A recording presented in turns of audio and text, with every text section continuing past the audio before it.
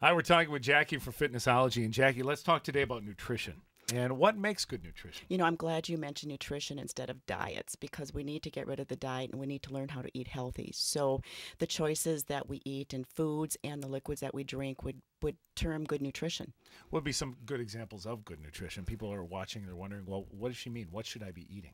Well, there's a lot of choices, and I think that we as Americans have narrowed our choices. So we need to have frequent eating through the day. We need to have a good breakfast. We need to have a healthy snack.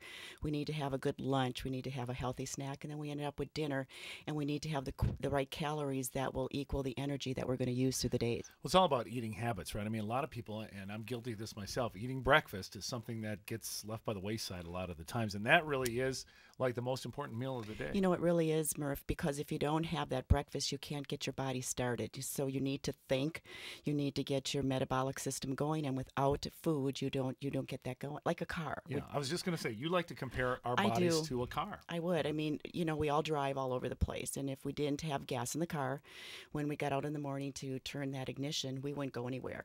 And so our bodies are pretty much like that. If, in fact, they're even better because they're an awesome system. And nutrition affects how we manage pain.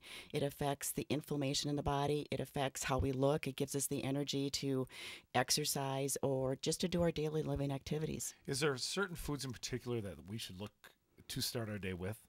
Well, I would suggest that, you know, the no carbs or, you know, watch the fat. We all need to have one of those food groups. So we need to have proteins. Proteins are really important.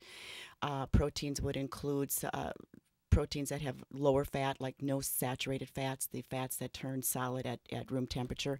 So we want to have some lean chicken breasts, some lean turkeys, some lean beef, great beans are part of the protein group. We want good carbohydrates. We don't have to get rid of carbohydrates. And we all love to snack, right? I mean, every day we love to snack, but there's a difference between good, healthy snacking and bad snacking. So let's talk healthy snacks. Correct. Healthy snacks would be good fruits. Fruits have fiber, and we need fiber.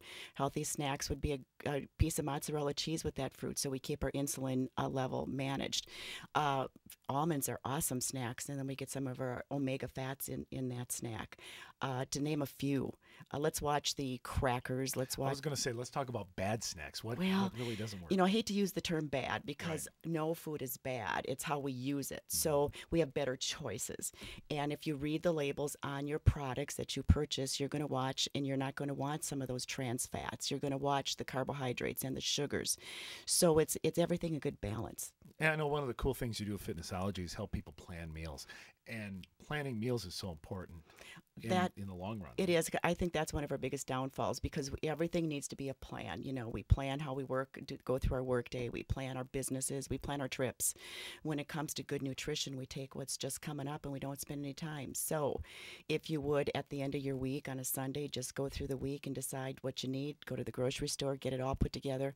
I think you're going to look a whole bunch different at the end of the day. And not only plan ahead, but also it's a good idea to keep track of what you're eating presently, right? Almost keep a diary of what you eat. It's really helpful because part of our challenge is the portions that we eat. Everything's become supersized.